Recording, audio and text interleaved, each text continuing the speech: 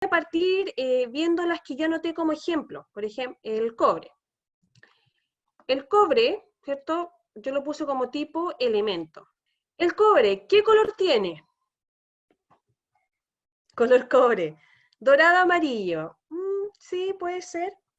Ahora, si no estamos seguras, porque hay gente que maneja un matiz de colores, vamos a recurrir a Google. Porque esa es la idea porque hay muchas cosas que ustedes no van a ser capaces de poder determinar solamente observando la sustancia, o lo que quieren describir para, para saber si la pueden clasificar como una sustancia pura tipo elemento, tipo compuesto. Entonces podemos recurrir a Google. Color del elemento cobre, si es que estamos dudosas. Y nos va a aparecer el cobre. Y me aparece color rojizo. Entonces, y aquí es súper importante que vayan prestando atención porque de repente ustedes hacen búsquedas, por ejemplo, ya cobre, y colocan solo cobre. Entonces les va a aparecer mucha información. Entonces tenemos que empezar a poner combinaciones de palabras para que nos salgan respuestas más exactas con lo que nosotros queremos. Entonces, yo aquí no puse cobre, sino que puse color del elemento cobre. Entonces, se fijan que aquí aparecen, se fijan lo que yo puse, color del elemento cobre. Y en esta parte me aparecen marcadas algunos indicadores de mi búsqueda. El cobre, que yo lo puse en la frase, el color y el elemento. Yo puse color del elemento cobre y me va marcando en función de lo que coincide con la frase completa que yo puse en el buscador. Entonces tenemos que tratar de hacer eso, no poner solo cobre, porque nos va a aparecer mucha información que quizás no nos es útil. Entonces tenemos que empezar a buscar combinaciones de palabras y ver cuál es la que calza mejor. Y color rojizo. Entonces nos vamos a ir a la tabla y le vamos a colocar rojizo. Y aparte decía brillante. Rojizo, brillante, si queremos especificar un poco más. Y lo coloqué. Podríamos haber puesto, por ejemplo, estado a temperatura ambiente, a la que estamos nosotros. Y si y a temperatura ambiente, en la temperatura en que nosotros estamos en este momento, ¿en qué estado creen que estaría el cobre? El estado de temperatura ambiente es algo que yo no necesitaría buscar información en internet para saberlo. Entonces puedo colocar acá sólido. Chiquillas, si alguna, por ejemplo, tiene casillas más pequeñitas, lo está haciendo en el cuaderno, puede usar abreviaciones, o incluso, si tienen lápices de colores, en vez de colocar el color, hacen un circulito con el color, y le agregan el extra, que sería aquí el brillante, en el caso del cobre. Ahí ustedes pueden buscar estrategias para que también les quede más visual su información. La densidad. Yo podría a simple vista determinar la densidad del cobre, entonces vamos a buscar. Vamos a internet y colocamos densidad del cobre. Y se fijan, me completa el tiro. Y me aparece el dato. Porque como me va relacionando las búsquedas, entonces densidad del cobre. Y me aparece aquí inmediatamente en distintas unidades. Se fijan aquí, me aparece esta 8,96 gramos partido por centímetro cúbico. Como yo les decía, la densidad es una medida que relaciona la cantidad de materia, la masa, con el espacio que ocupa, el volumen. Entonces es una relación entre la masa y el volumen de las sustancias. Por eso, la unidad de la densidad tiene masa y volumen dentro de cómo se escribe. Por eso tiene gramos, que es de masa, y tiene centímetros cúbicos, que es de volumen. Entonces tenemos esa densidad y también aquí hay otra en kilogramos partido por metro cúbico. Kilogramo también es una unidad de masa. Entonces vamos a colocarla en gramos partido por centímetro cúbico. Entonces voy a copiar ese dato, 8,96. Entonces vuelvo a la tabla y coloco 8,96. Aquí les voy a decir algo importante. Porque esto, ¿cierto?, tenía una unidad, estaba en gramos partido por centímetro cúbico. Cuando uno hace tablas, en las celdas de que uno va completando la tabla, solo va colocando la información. Si esa información tiene unidades de medida, esas unidades de medida deben estar en el encabezado de la columna, o sea, acá. Voy a agrandar esto. Fijan, aquí solamente coloqué el valor. Entonces, la unidad en que se mide esta variable, que es la densidad, porque estoy trabajando con esa columna, tiene que ir aquí arriba. Entonces yo abro paréntesis y coloco gramos partido por centímetro cúbico. Entonces la unidad va arriba y le coloco el superíndice.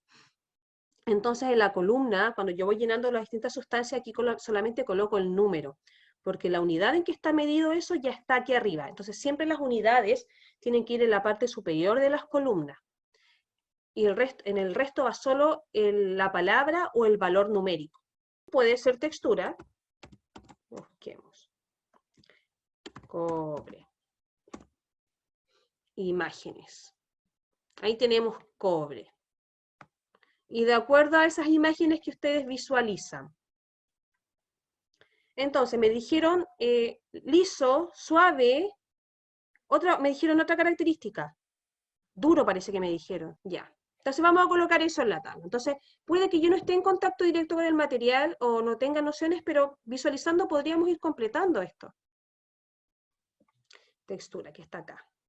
Entonces, me dijeron liso, suave y vamos a ponerlo hacia abajo, liso, suave, duro.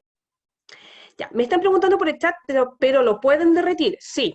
Obviamente yo puedo transformar este cobre sólido a estado líquido, pero para hacerlo se requieren temperaturas muy altas.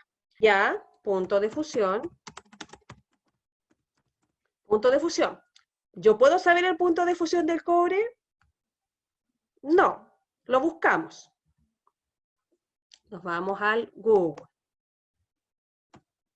Entonces ponemos punto de fusión del cobre.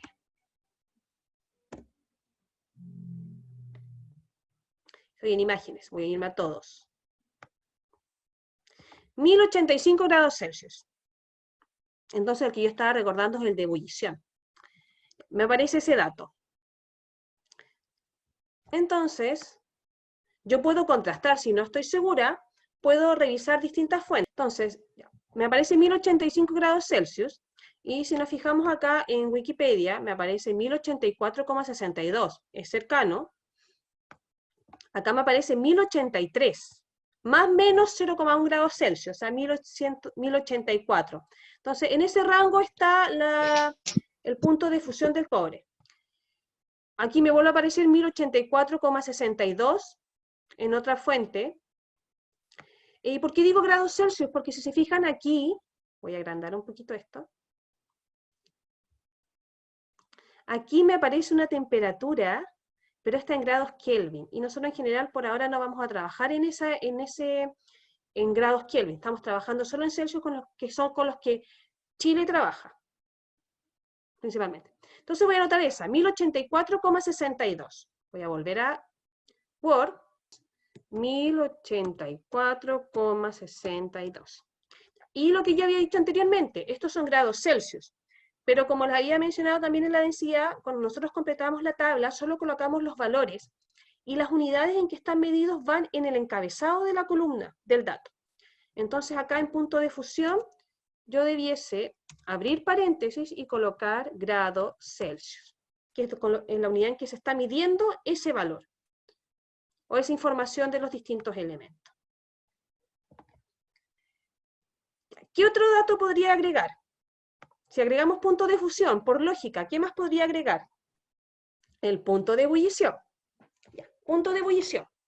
Como estamos trabajando el punto de fusión en grados Celsius, el punto de ebullición también lo vamos a buscar en grados Celsius.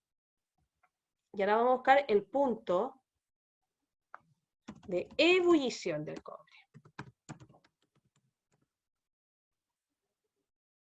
Y me aparece el tiro, 2562.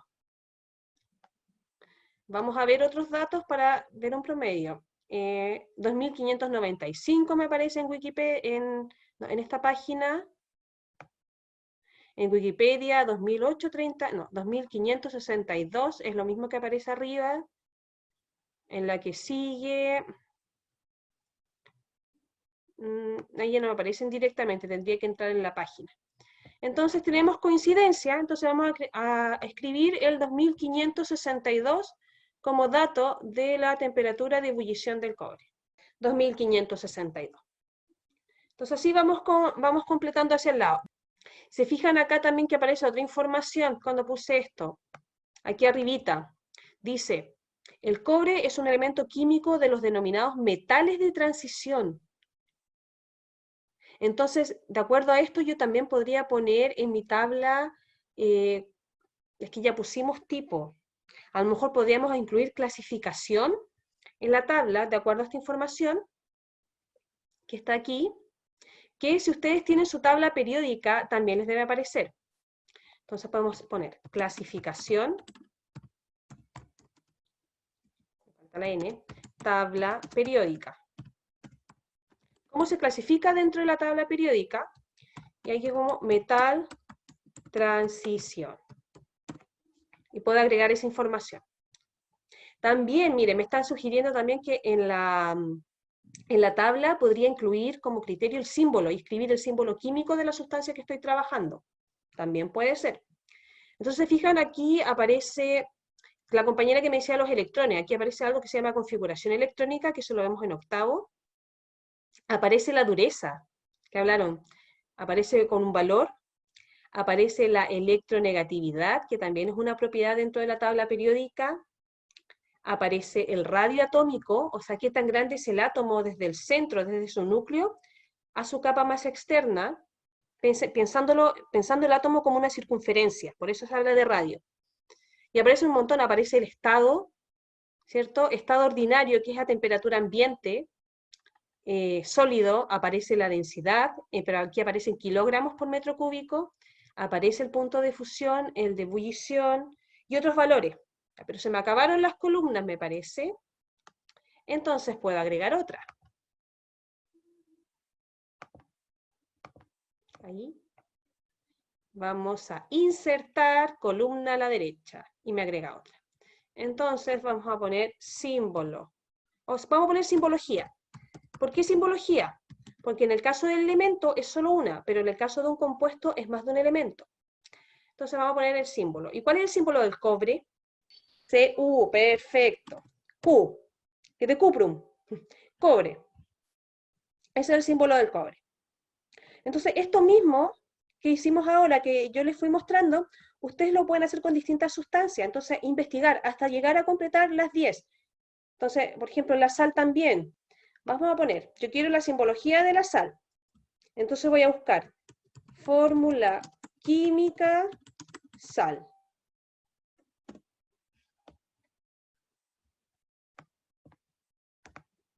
Y me aparece ahí, ¿se fijan?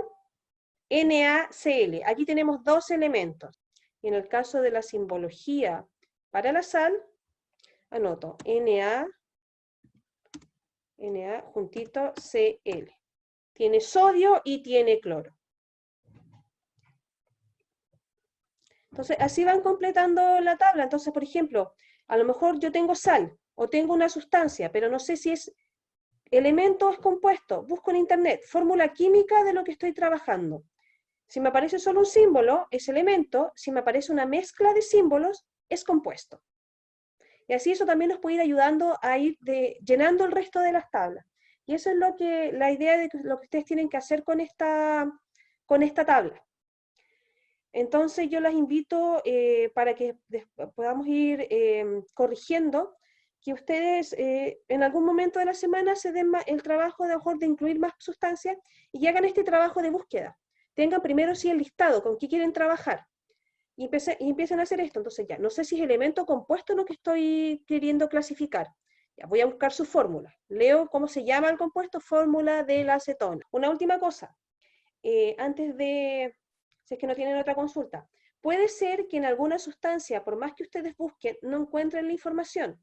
Cuando eso ocurra, simplemente lo voy a poner aquí en grandecito, para que lo vean, aunque sé que no les gusta mucho la pantalla gigante. Ya.